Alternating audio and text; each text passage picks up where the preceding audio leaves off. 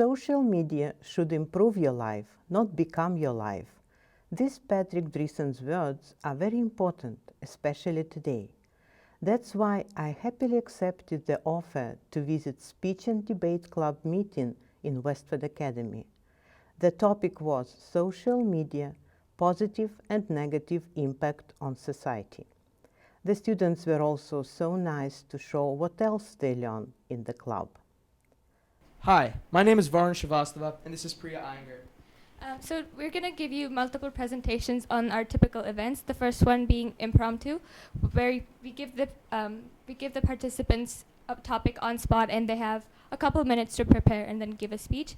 Society surrounds people with the question, who am I? What is my legacy? And what am I doing with my life? People feel the need to find who they will be, that when they die, that people will remember them and they will have a good legacy to leave them. So this relates back to the quote, be not simply good, be good at something, Henry David Thoreau, meaning that people are supposed to apply themselves and be unique to leave a legacy that people will remember them by. This is seen through 3 examples, Alexander Hamilton, Malala, and my personal experience. My first example is Alexander Hamilton. Alexander Hamilton recently had a play, Hamilton, on him. The whole entire play surrounds the question, what is my legacy? Everyone in the play fights to find what their legacy is, and Alexander Hamilton especially is the main part of this. The entire play, he tries to show people that he has something to be, that he has something to leave behind, that his political life is his main priority.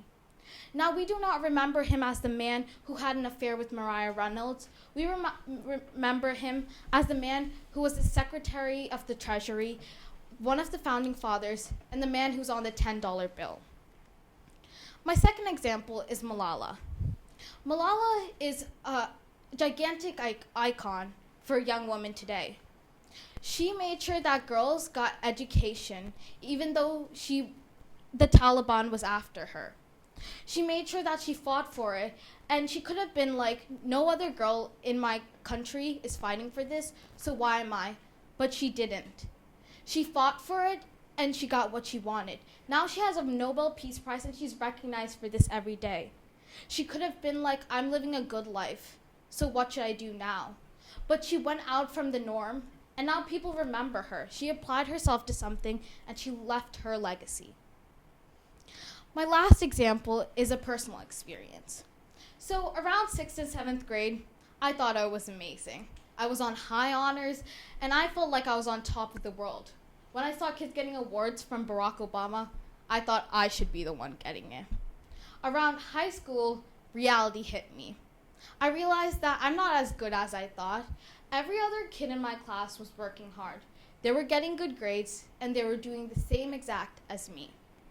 Now, from this, I learned that I have to reach out, use my potential to do better. I started volunteering, I started working at this orphanage, and I started applying myself. Now, I could have just thought, well, I'm doing good at school, but I didn't. I worked harder because I want to do good. I want to branch out from everything that I already was. So from the 3 examples of Alexander Hamilton, Malala, and my personal experience, we see that you're supposed to apply yourself in society and in your community because people remember you. Don't be like the others. Branch yourself out and you will be remembered. This relates back to the quote, be not simply good, be good at something, Henry David Thoreau. After this speech, I had a weird feeling. It was nicely done according to skills and rules of speech writing. But it wasn't persuasive. There were too many common words, cliché, which didn't attract me. I felt the lack of concrete examples, facts, proof. I know the student had only 2 minutes to get ready, so it's more like an advice to her. For people to believe you, you need to research deep the historical figure you want to talk about. Explore his or her biography, legacy, quotes. Your speech will sound really strong with facts to back it up. For instance, when you talked about Malala, you could have mentioned that she wants to help girls to get education, but also she loves all people, even her enemy who shot her. In the book I Am Malala, she wrote, "My only regret was that I hadn't had a chance to speak to them before they shot me. I didn't even think a single bad thought about the man who shot me. I had no thoughts of revenge." Her legacy will be the inspiration and courage to learn. From generation to generation, Malala's legacy will go from one girl to another in their wish to be educated and succeed. Most importantly, to do it legally. One more thing I wanted to mention. Society does not ask us what our legacy is. We are supposed to ask this question ourselves. I also think we worry about our legacy not because we want to stand out and to be remembered by other people, but because of the inner will to do something good for people who need. It's just my opinion.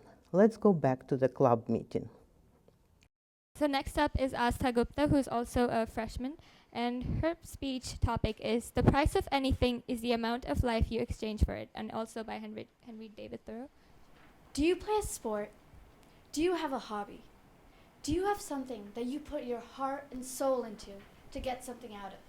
Do you have something you know you want to achieve, or something that you know is meant for you? Henry David Thoreau once said, "The price of anything is the amount of life you exchange for it."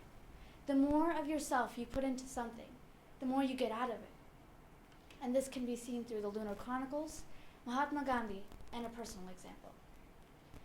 Now, you may be just saying, the Lunar Chronicles is just a fantasy story.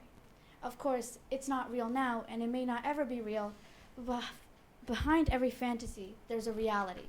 And behind every story, there's a truth. In the book, The Lunar Chronicles, there is a character named Cinder. She risks the people she loves, her own life, for something that's bigger than just herself. She risks everything she knows, and she leaves behind the life she knows for something, for a hope of a new future, for the hope that her revolution will actually affect her planet, Luna, and for the hope that she can help more people's lives, more lives than just her own. She puts everything, she puts her life into it, and in exchange for it, she receives freedom. Mahatma Gandhi is a well-known passive resistor. He worked his entire life to help India gain its independence for Britain. He put his family at risk, he put his own life at risk, and he put everything into what he believed. And from that, he was able to gain independence. If he had not put so much into it, if he had not put so much effort into it, he might not have gotten the same results. As he put more into it, and as he put his whole life into it, he got more in exchange for it because of what he did and what he put into it. I consider myself a writer. I like to write. I write novels and short stories and poems whenever I have the time. And I like to think that what I write is what I truly want to say, that I put my heart and soul into the words that I write, and they're not just words on a piece of paper, but they're a story, and not a story just about me, but about people everywhere, and a story that everyone can relate to, not just myself. I like to think that the words I write are part of me, and that what I put into them, I can get the same thing out of them. Maybe not for me, but for someone else. For that same feeling that when I read a book that I get, for someone else to feel that way, for someone else to think that my words help them with something in their life. I like to think that if I put so much effort into it, if I put my heart and soul into the words I write, that I might get more out of it. Might get more out of it for someone else and for myself. This student started her speech with the right questions, which are so close to young kids.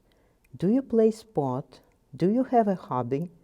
And then again, returned to common words without any details or facts.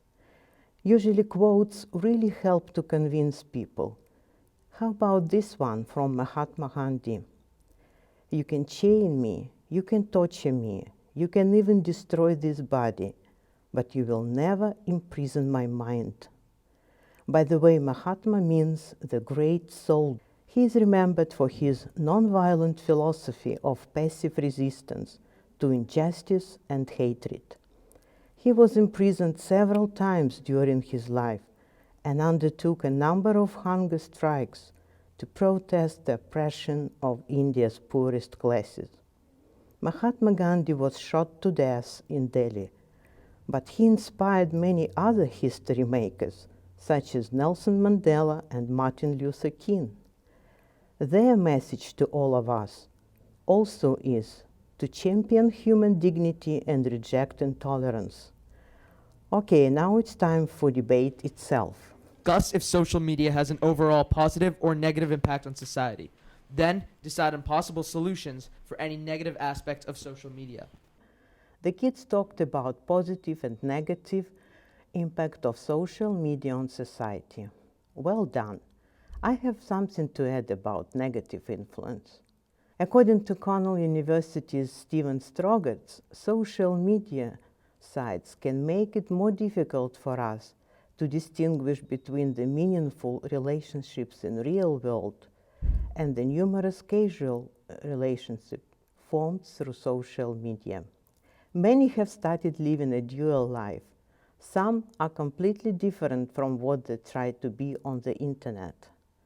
As Albert Einstein said, technology exceeded the humanity. Also, technology is one of the reasons for health problems. Sitting is the new smoking. The more you sit, the lesser is the blood circulation in your body. Constantly staring at the screen can lead to neck and head pain. Excessive use of the internet is linked with depression and obesity. It can be the reason of problem in sleep and wake cycles. Well, let's go back to the discussion. Second part was devoted to what students suggested to decrease the negative impact of social media on society. I just asked them to summarize it for me. The biggest part about it is not being aware of what happens around you and what is happening to you when you use social media. So definitely like being taught what kind of sites to trust when you're looking for news, what kind of behavior to have online to make sure that you're not being disrespectful, to make sure that you're respecting basic human rights when you're using social media and making complete use of the resources that we have today. Because the best part about living in today's time is that we have access to basically everything. So we were talking about the invasion of privacy and how a lot of times people don't themselves know how social media is affecting them. And for example, we talked about these privacy statements. When you sign up for Facebook, they have these really long rules and regulations as to what you're giving up when you use this site, and most of us just go to the end when we're just like, yes, agree, click. When we never read through it, we don't know what happens when you click that like button, what happens when you click that share button, and how are you basically, what is your role in social media on that site?